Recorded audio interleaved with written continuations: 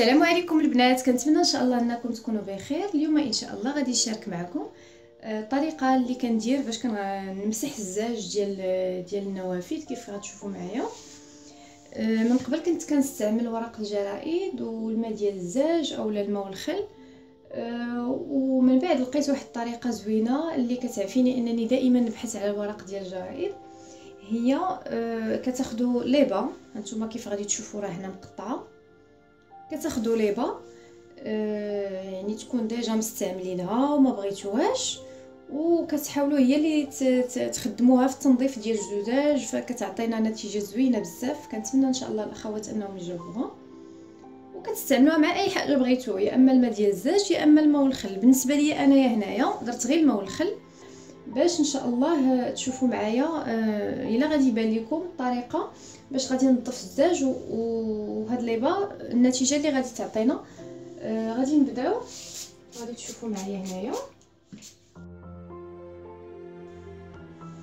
غادي نرشوا داك السائل ديال التنظيف ديالنا كيف ما كان، وغادي نبداو نمسحوا بهاد الطريقه هذه. فهاد ليبه هذه كتعطينا صراحه واحد النظافه زوينه للزاج ديالنا. كنتمنى الاخوات يجربوها.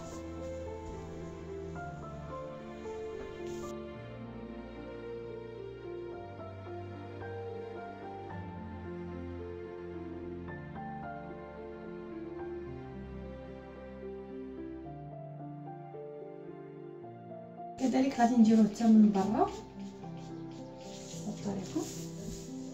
بالنسبه للماء والخل كنديروا تقريبا كاس ديال الخل مثلا، وكنديروا مع نص كاس ديال الماء غير باش يخففوا لينا شويه.